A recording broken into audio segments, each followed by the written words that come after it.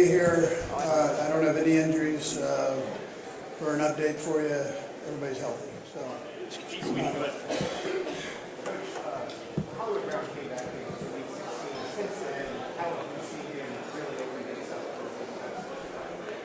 Yeah, Hollywood, he's coming off a good game, this past game, and he gives you another experienced receiver in there that's got a lot of speed and ability, and he's done it before. We're lucky to have him with us, and he looked like he was on the same page with Patrick this past week.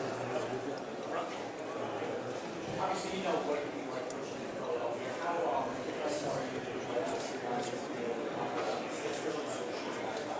Yeah, I think Nick's done a great job. I mean, anytime you get your team to 2 Super Bowls in a short period of time, it's tremendous. That's a tough city to coach in. There's a lot of competition with different teams there, and Nick has really, I think, done a tremendous job there of coaching and keeping a little stability within the organization.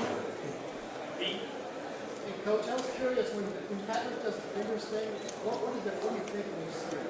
What's that about? Yeah, let's move on to the next play. That's kind of his deal. He just wants to play, and I think it's a habit now. I just think it's part of him, and he doesn't even think about it. Mike? Coach, what do you talk to your players about complacency? Successful teams, sometimes you can lose that hunger, but you guys haven't. What have you done to keep that competitive fire, that hunger going?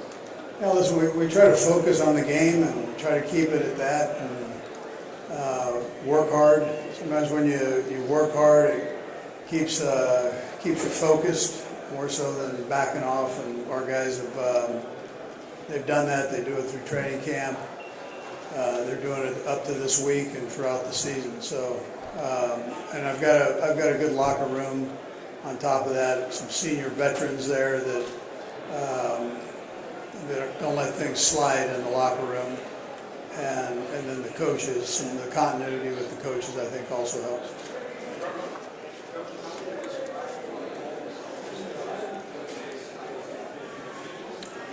Yeah, Chris Jones is a huge part of our success.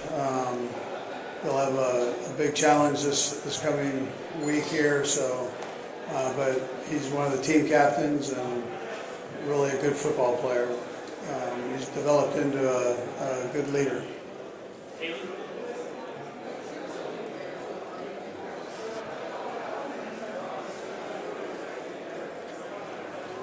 Yeah, how do the older guys help out the rookies? Getting ready for this game. The magnitude of this game, none of these young guys have experienced, and really some of the veteran guys too, that haven't had this opportunity to come to the Super Bowl. So that's where I respect our guys so much, in them being willing to share with others. And it's not only the experience of coming to this, but it's when we had injuries, guys welcome guys in, and even though it might be your position, welcome them in and try to get them up to date and help us to win football games. Right. In Mexico, you have a lot of fans. The Chiefs are very popular, and they're very focused on that you make a record for 3 Super Bowls in a row. What represents to you in your mind and your heart that you have the game versus Philadelphia, and you were the coach for Philadelphia for many years? Yeah. Yeah, that's a good question. It's unique for sure, and really unique to have it gone on twice here. So, but I have a lot of respect for the people in Philadelphia, how they run things, the city itself, and at the same time, I feel very fortunate to be in Kansas City with our ownership and our front office and how it works there. So, I would tell you, from my standpoint, I feel very lucky, honored, privileged, all those words. I feel that I'm very fortunate to be in this position. Yeah.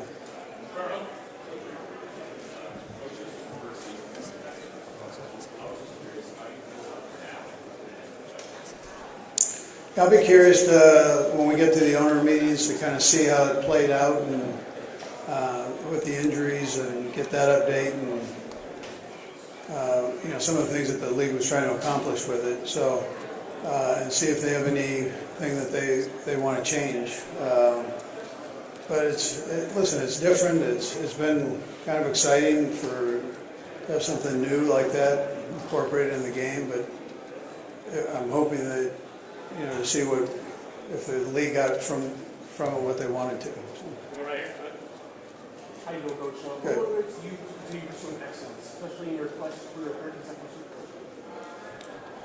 Bowl? Yeah, listen, we try to work hard. I mean, I keep it that simple. You really know that it's about the game, and all this other stuff doesn't necessarily matter. It matters to people and the entertainment part of the business, but without the guys focusing on the game, or the coaches, or myself in that same boat there, that you lose track of what this thing's all about. You get really caught up in all this, and you can't get too far from what's real, and that's playing the game. Coach, Here you are. during your time in Green Bay under Mike Holmgren, is there anything that you took away from that staff and that time that you provided to these coaches moments, these big Super Bowl moments? Yeah, I love my stay in Green Bay, 7 years there, so I enjoyed that. Great people there. Mike Holmgren, I thought when I worked for him, I had a hard time believing anybody did it better.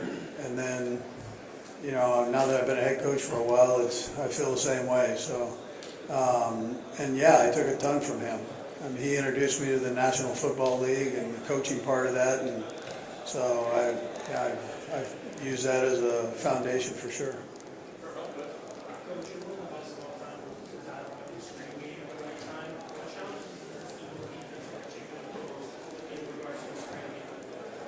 Yeah, they're fast, so they recover quickly.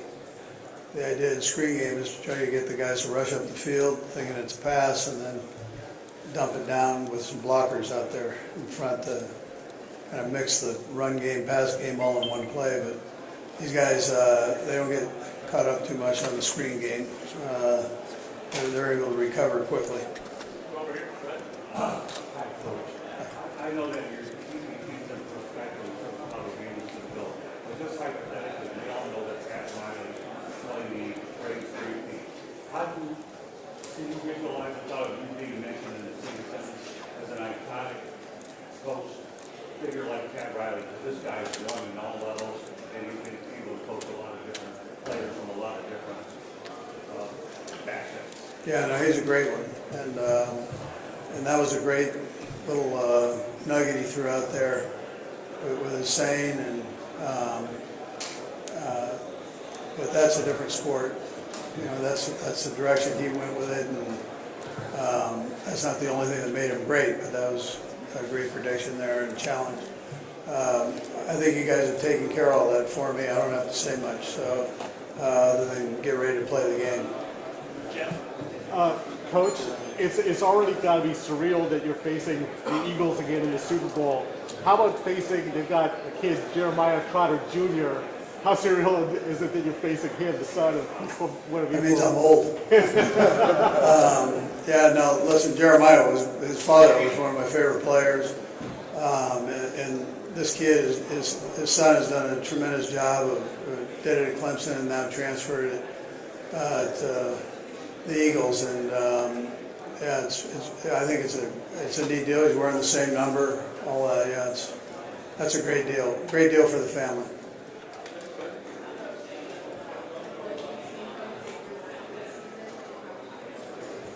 Yeah, sure.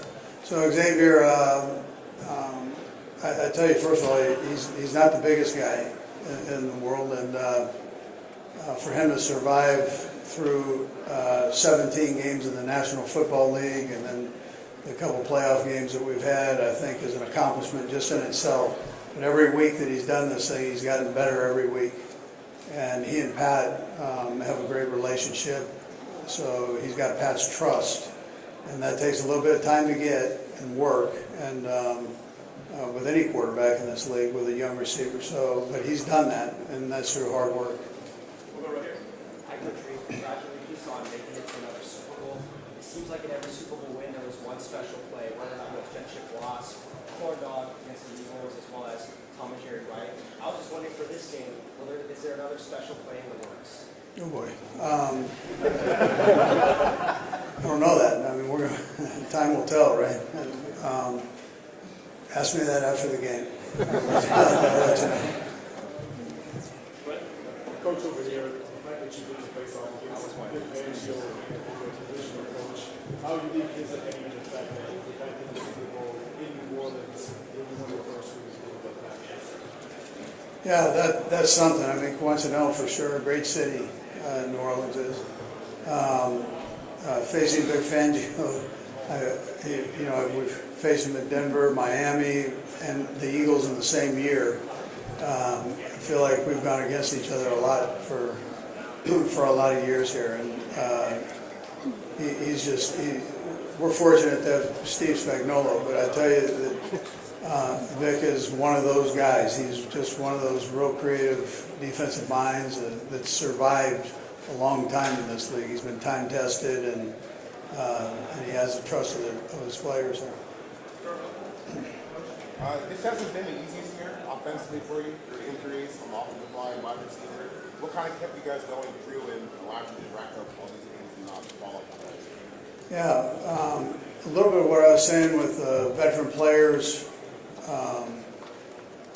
allowing these guys to become the best they could be in that short period of time. So within the offense and defense.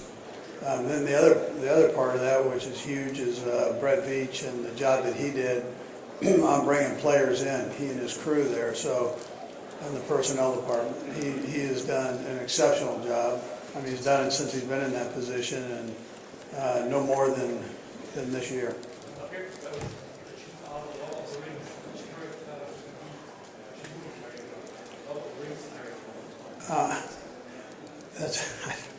I don't know. I'm not sure how to answer that. Which character would I be out of the I don't even, myself. Mr. Hunt said yesterday that he's certain that next year you're going to be back. And I'm wondering, I know winning is his own motivation. What is your motivation for continuing to do a very difficult job and the most wins ever of any coach part of that? Yeah, that's not part of it.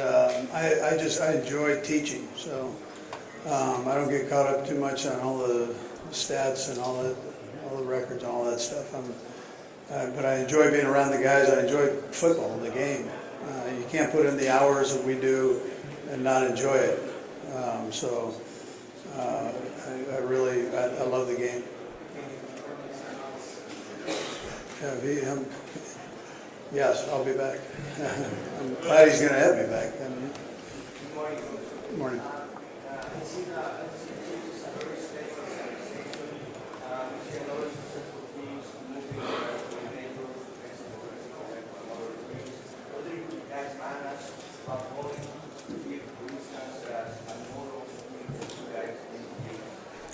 Yeah, that's a real good question. I thought he and Nagy might move on this year and be head coaches again.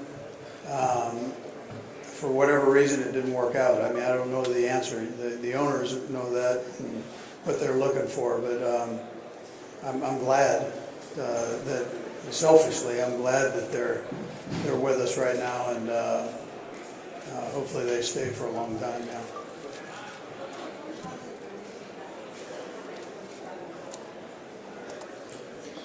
Yeah, well, I mean, every game has got its own challenges in it. And, the thing is, you don't want to get too high, you don't want to get too low in a game. You want to kind of find that area where you keep a steady climb. If something bad happens, try to learn from it and move on. But every game's got that, and every game's a little bit different. So we've doinked them in, we've blocked field goals, we've done. I mean, so whatever comes up, I'm sure our guys will handle and move forward in a positive way. Do a couple more, go ahead. Good seeing you. Hey, how important was it for Patrick to sit that first year and learn what he wrong? Yeah, I'm not saying he couldn't have been as great as he is now if he didn't sit. But be with Alex Smith, I thought, was something that you can't buy. And he was able to sit there and watch a guy that's the ultimate professional, on and off the field, and just get an idea, the lay of the land of how things work in this league. And I think that's helped him in that part of his, in his career. But I'm sure if he stepped in as a rookie and played, he probably would have been just as great as he is now. But I think that helped for sure. Last one, go ahead. Coach, you talked briefly about Kareem Hunt. He was left Kansas City a number of years ago, came back 4 games into your season this year, and so far has filled in the number of injuries he'll have. It's had a great year. Yeah, Kareem's he's a good kid, and had a great career at Cleveland, and we were able to. That was a good question. He left. Anyways, it was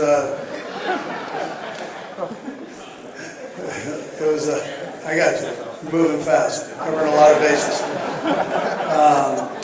So he did a nice job. I joke that we just pulled him off the couch and threw him in there. I think he had 21 plays the first game, 27 the next game, and we kind of beat him up there without any introduction. So, but he sure handled it well, and he's having a good time. This is his first time at the Super Bowl, and as a player, and it's one of the neat stories there. Okay, good. Thank you.